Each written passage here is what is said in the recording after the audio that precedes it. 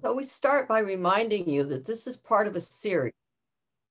We had one session last week, which was kind of an introduction to what we envision could happen with mindfulness and a mindfulness approach to education. Today, we speak about leadership, and next week, we tell you about a package that we are proposing for next year. So we do have some new sessions that will begin in January 2021, and we actually will invite some of your input to help us decide on dates and times for those sessions. As we go along, if you have any questions or comments, please use the chat box. There may be some ideas you have about what you really need regarding mindfulness and heart-centered learning. And that may help us actually in the design of these sessions. Next. So just to get started, could you just tell us what your role is? Principal, assistant principal, district level, teacher leader, mindfulness coordinator, or other?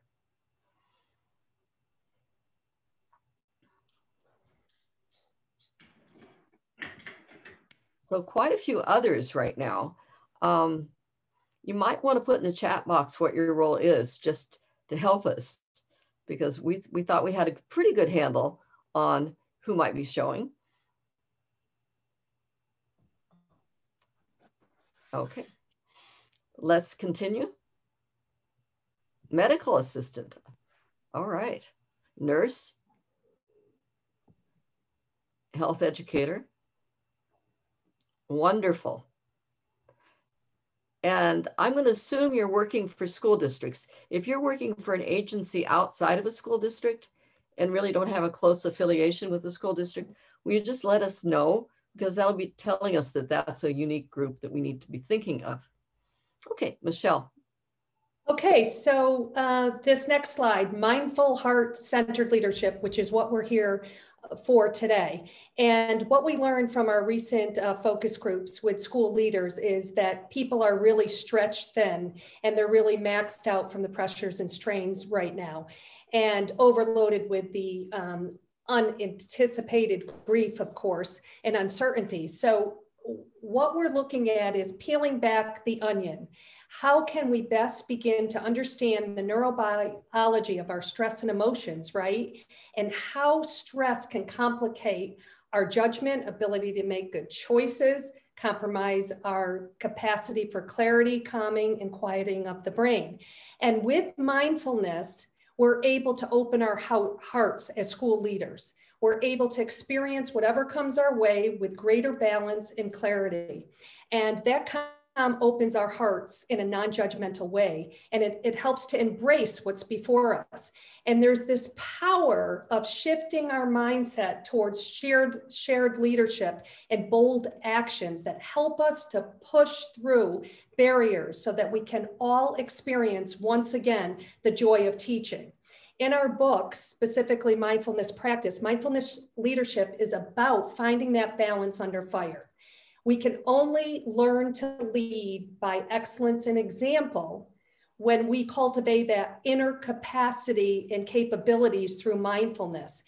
Through mindfulness, it allows us to focus on what is most important, see more clearly, foster creativity, and embody compassion.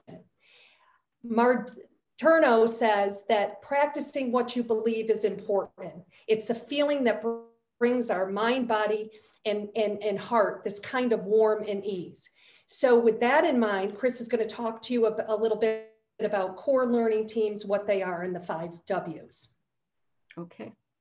So core learning teams, you know, some of us have heard this spiel from us before. Some of you have heard it. If you go back to the work of Peter Senge, and he talks about core learning organizations and how you really need to focus on what organically might work for your organization and what might help you learn. So you're in a mode of continuous learning. Our belief is you take that down to the level of the school and get a team together that helps to drive what you do. We call this a core learning team.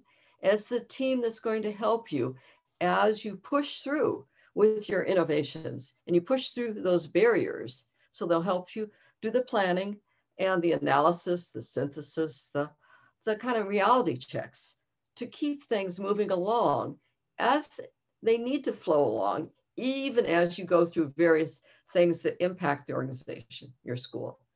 You know, other things are going to keep emerging, but what can you do to stay steady with the vision? So that's the core learning teams. We're talking in more detail next week about them. Then the 5 W's, who, what, when, where, why, and how, can be applied to leadership. So we just want you to keep that in mind. If you keep that, in fact, we have a grid. So when you get these slides later, you can tap on the W and you'll see we have a template for you for what you as a leader can do to keep in mind that, in fact, these really concrete actions, the who, what, when, where, why, and how, can really help you plan for and evaluate it, analyze the effectiveness of what you've done. Next.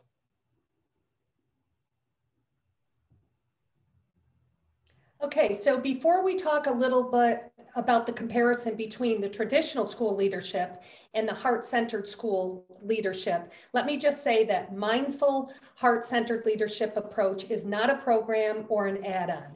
It's really a new way to educate, to teach, to learn, and to lead seamlessly and purposefully, woven into the fabric of our school culture, helping to alleviate the stress and trauma and increase health and well-being for not only students and staff, but school leaders alike. It's about school leaders understanding, right, their capacity and their responsibility that they have, not only for themselves, but for others. So Chris, can you just talk a little bit about this comparison chart that's in our Mindful Practice book, please? And it clearly delineates, obviously, the difference. Sure, let's start at the top. If you look over under heart-centered school leadership, you'll see neuroscience and executive functioning. These are so critical because they tell us that, in fact, neuroplasticity is possible. It is possible to work with a child who has experienced trauma, whose brain has been impacted by the trauma. And through the techniques such as mindfulness and positivity, you can help alleviate the stress so that there is better functioning.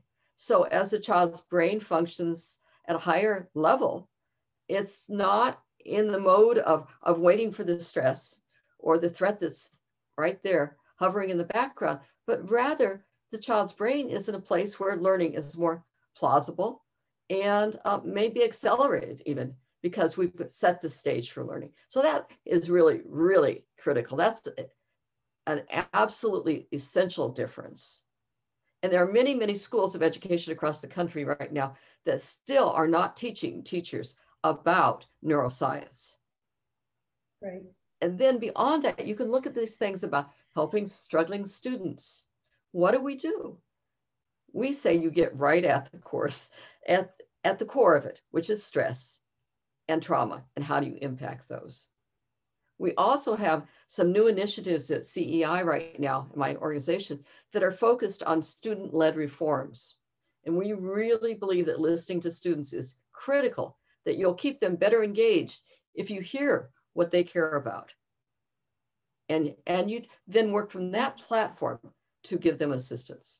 Last thing I'll just mention is visionary leadership. It is critical to have an empowered process of visioning together. And part of that, of course, is involving the parents and the community. Next. So with our seminars that Michelle and I are doing with this series, we have a mindfulness meditation built into each of these. And the one we are doing today is for leaders in particular. So if you're comfortable closing your eyes, this will just be for a couple minutes. When you do it in your classrooms with students, you can take longer. But close your eyes if you're comfortable. Take a couple deep breaths.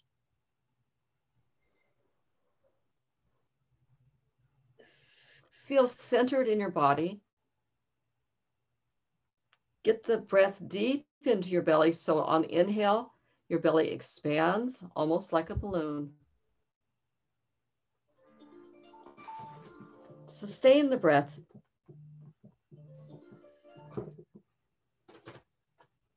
And exhale, pulling your navel point to your spine and holding your breath out. So that's a really long, deep breath. Now that you've had that experience, go ahead and cup your hands and place them about a foot, maybe foot and a half in front of you, close to your chin, but cupped. Take a deep breath. And now imagine the qualities that you as a leader might like to have. You may want to be responsive. You may want to be successful. You may want to be compassionate. Whatever you want as a leader, go ahead and now take a deep breath, keep those thoughts in mind, and then gently blow into your hands. So you filled your cup with leadership. And now we're going to imagine that you're in a community of leaders. And so out in the distance, you see other leaders, and you want to make sure that they have these same traits. So what you're going to do is, again, blow into your hands, but then you're going to let the thoughts ride the wind to other people. So inhale deeply, and on the exhale, blow gently into your hands, allowing courage, positivity, compassion, whatever the traits are, allowing them to go to others. So now inhale deeply, and imagine you're seated in a room of leaders, and everyone has their hands cupped, and they're sensing this courage, this compassion, and success. And then exhale, and you can lower your hands and open your eyes. Next slide.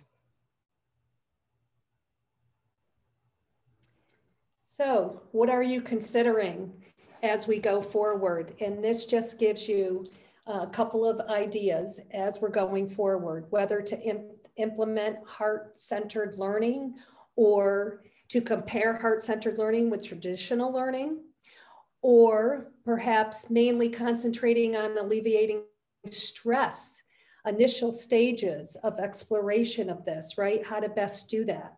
And you may also want to invest in our virtual book study, which will give you a lot of great ways as we go through the book to really understand what stress is, how it manifests itself in the way that we behave, act, and feel, and really learn how to get started with mindful, heart-centered learning, leadership, or maybe something else.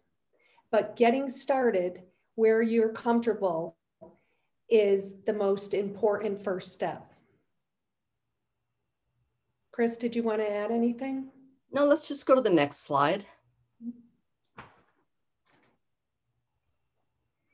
So in order to help you understand more about this and implement it with your schools, with your districts, with your staff, we are developing a HeartMind community.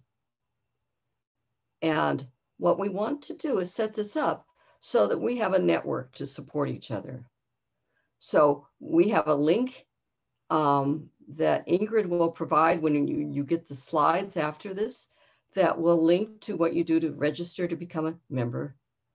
We believe the membership is really important because first it tells people that in fact you are caring about this, you are part of this community, and it gives you a chance to ask questions of others, to network with them.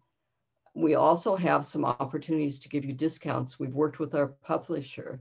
So by working with Solution Tree, we're able to give you individual and bulk book discounts. You'll get a monthly newsletter.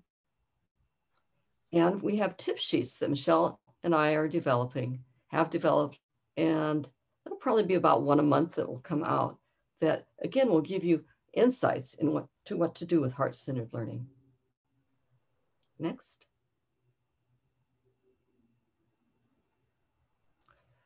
We want to remind you that our Heart-Centered e-news came out last week. We are going to have a monthly edition. You can click on the link here to see a copy of it. But in that newsletter, we take you on a HeartMind adventure. And we suggest you click through and look to see what we recommend in terms of observing, reflecting, journaling, and deepening your understanding, and how these can be used to increase the compassion in your school. Next. Okay, so we have a calendar. This is another tool to help you kind of monitor your progress or plan your day, your week. So you'll notice on the right, we have do, read, and reflect. 3 of the critical components. We suggest that you go through and you can either put like a heart for doing the meditation, the mindfulness exercise on the days that you do it. Or if you want to get into a real planning mode, you can put it ahead of time. And you can say, Wednesday is going to be my time. I might put an open heart and fill it in once I've done it. Reading, you can put the image of a book. Very simple, almost like a V. Same thing. And then the reflecting, just a simple question mark. Have I done my reflection? As you plan with your January calendar, we want to alert you to Wednesday, January 27th at 4 p.m. We believe this may be a really good time to start our virtual book study.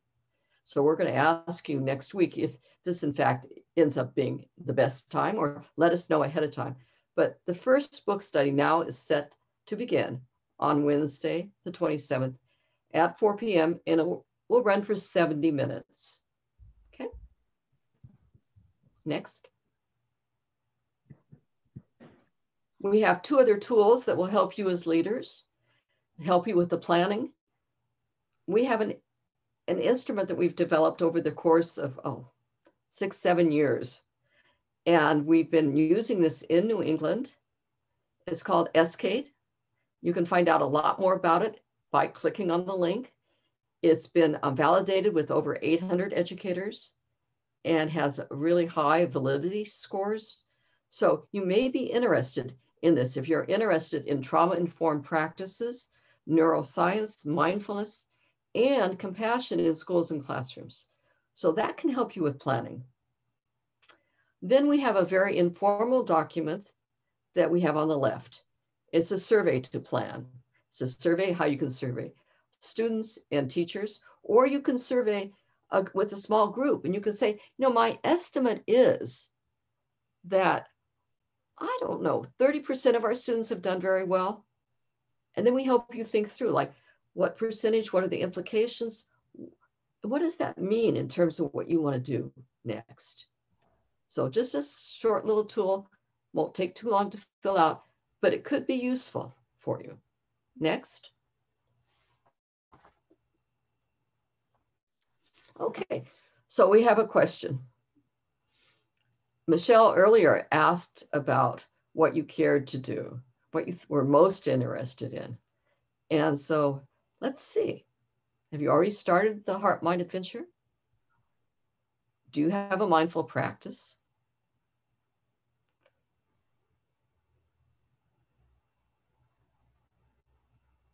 Okay, so uncertain is 50%, and we'll start the HeartMind adventure soon. Again, if you're not sure what to do, you may want to start the HeartMind adventure. Look at our newsletter. Those are things that might help you make decisions. Michelle, would you add anything to that? No, except now is the best time to really start something just to help you reduce stress as the holidays come so that you can feel more present and really enjoy your families in some break time. And I did want to just add one other thing that's separate of this poll is that our books are now on e-edition. And that's just information for everybody to know.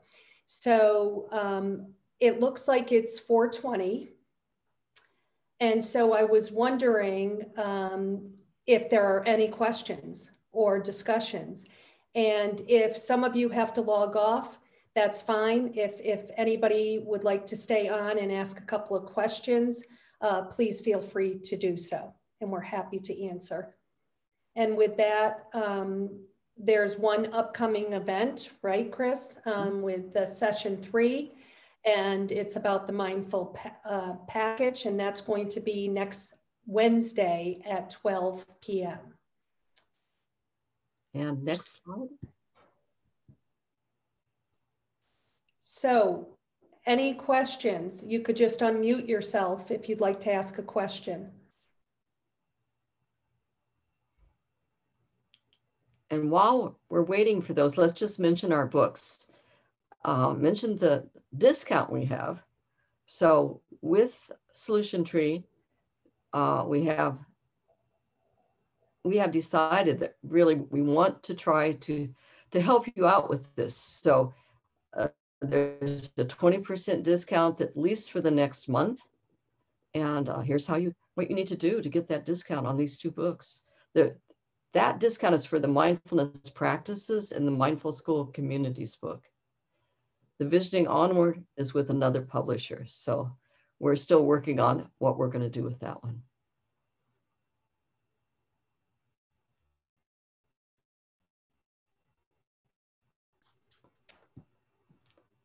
Michelle, that when I think about what schools can do to actually help with the implementation of everything we're talking about, one of the things we believe is most important is to make sure that people have a good grounding, a good understanding of all of this information.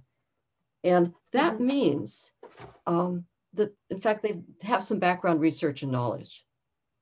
And so we've got a lot of venues, many ways between our publications and our newsletters, our website, to help you gain that knowledge. So we just encourage you to take a look at all of those and see what you can find out.